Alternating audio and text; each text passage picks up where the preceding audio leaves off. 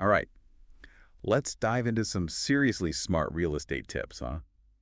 We're going to break down some notes from the Growth Summit.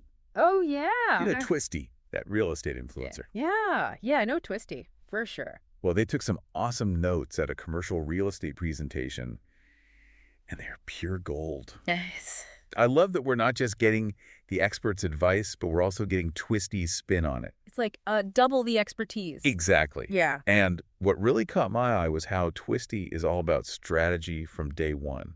Like they compare real estate to chess. Oh, interesting. So, like, what's the analogy there? Well, they say you got to think like a grandmaster. Okay. Always have an exit strategy That's interesting. before you buy property. Wow. Like envision the perfect buyer down the line. Oh, I see. So you're not just trying to find a good deal now, but you're also thinking about, like, what's going to make this property attractive years down the road, right? Totally. It's about anticipating future market trends so you're set for maximum profit when you finally sell. That's so smart. It's like thinking several steps ahead like a chess player, right? Totally. It's next level real estate. I know. And speaking of strategy, Twisty also had some pretty interesting thoughts on lease negotiations.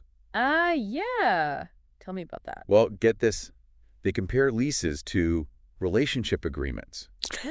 I know, right? But it makes sense. You want terms that benefit both you and your tenants while, keeping some leverage. Okay. So finding that balance, though, that's got to be tricky. It is. It is tricky. How do you actually do that in a lease negotiation? What are some, key things you got to watch out for? Well, you got to be smart about the usual things like rent escalations, Okay.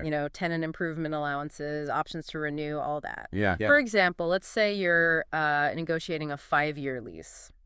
If you agree to a fixed rent for that whole time, you might miss out if market rents go up. Right. Oh, yeah, for sure. But if you push for big rent escalations, you might scare off good tenants. It's a tough balance. It is. It's about protecting yourself, but also keeping those tenants happy. Absolutely. It sounds like you really need a deep understanding of the market and, of course, good negotiation skills. You do. And you got to think ahead, foresee any potential problems down the line. So we've got strategic buying, we've got smart lease negotiations. What other nuggets of wisdom did Twisty uncover? Well, there's this one that's pretty interesting. Paying yourself rent. And the possible tax benefits of being an owner-occupant. Wait, paying yourself rent, does that actually mean living in the commercial property you're renting out? No, not really. It's more like running your own business from a property you own. Oh, I see. So let's say you're a consultant. Okay. And you buy like a small office building. Right. You use one unit for yourself, rent out the others. Okay. So you become your own landlord, which can be good for taxes. Interesting. What kind of tax benefits are we talking about here? Well, you can often deduct some of your mortgage interest, property taxes, even depreciation. Oh, wow. That's a lot of potential savings. It is, but there are definitely rules about who qualifies. Right, of course. And this is where Twisty's notes get really serious about record keeping. Makes sense. And, talking to a good tax bro. Yeah, I bet. So paying yourself rent sounds cool, but you definitely don't want to just jump in without doing your research first. Exactly. Knowledge is power. Right. You got to understand those tax laws and how they apply to you. For sure. All right, so we've got strategic buying, we've got lease negotiations, we've got paying yourself rent. Yeah, and we're just getting started. Okay, so we've covered a lot of ground.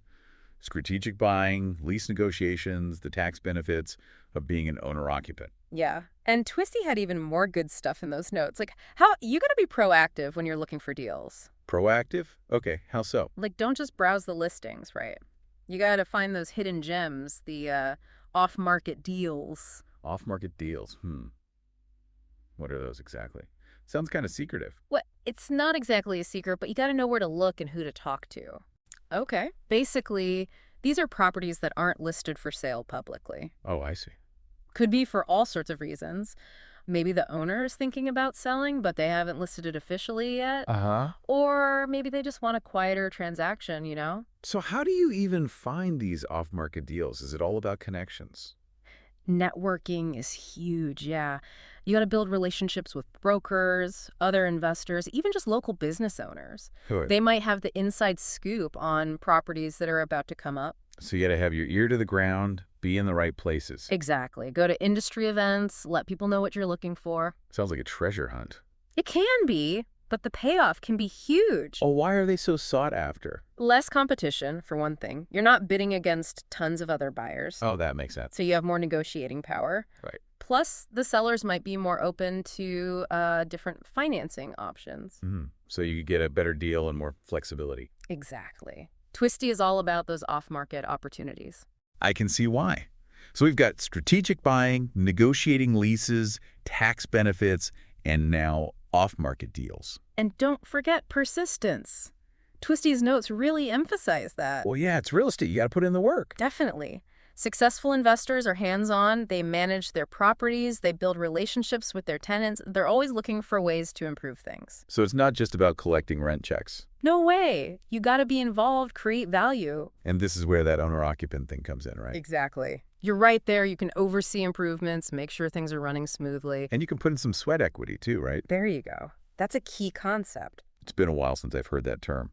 Remind me what it means. Basically, it means you're increasing the value of the property through your own work. Gotcha. Instead of paying someone to renovate, you do it yourself. Uh-huh. Or you handle some of the property management stuff yourself. Saves money, and it can really boost the value over time. So it's like investing your time and skills to create even more value. Exactly. Especially when you're just starting out. Okay, so we've got strategic buying, smart lease negotiation, tax advantages, off-market deals, sweat equity.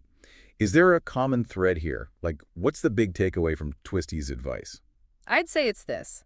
Successful real estate investing takes planning, market awareness, and a whole lot of hard work. It's not some get-rich-quick scheme. Not at all. It's about being an active, informed investor. You got to be in it for the long haul. Exactly. Have a vision, make a plan, and then take action. You know, what's really interesting is that a lot of these ideas apply to other parts of life, too, not just real estate. What you mean, yeah. It's like those core principles can help you no matter what you're doing. But what about people like me? I mean, people who aren't ready to, jump into commercial real estate just yet. Yeah. Can we still learn something from Twisty's advice? Even if we're not, actively investing? Oh, absolutely. I think that's what's so great about Twisty's whole approach. It's all about personal growth, right? It doesn't matter what your goals are. Right. Like building your network, learning new stuff, being persistent. Those are all valuable no matter what. Yeah, for sure. So it's not just about the real estate itself. It's about building a foundation for success in, anything. Exactly. And one thing that really stuck with me was Twisty's emphasis on being social. Yeah. Building real connections. They talk about networking like it's a superpower. I remember that. Every interaction is a potential opportunity. You got to be out there building relationships. Exactly. You never know where your next big break is going to come from, right? Sure. So even if we're not hunting for off-market deals right now, we can still be working on our networks. Absolutely. And you know what else I thought was great? What's that? Twisty's advice about working smarter, not just harder. Yeah. That's a good one. It's all about making the most of your time and effort. Being efficient. Right. Whether you're analyzing market trends or just managing your to-do list. Makes sense. Okay, so the big takeaway here is success in real estate, or anything really, takes strategic thinking. Yeah. It takes putting in the work, but doing it smartly. Exactly. You got it. That's a great way to sum it up. It's about being the architect of your own journey. Yeah. Taking control, going after what you want. And, even though we've covered a lot today, this is really just the beginning. There's so much more to learn out there. So keep learning, keep asking questions, and hey, maybe we'll see you at the Growth Summit someday. Sharing your own real estate wisdom. That's right. Until then, happy investing, everyone.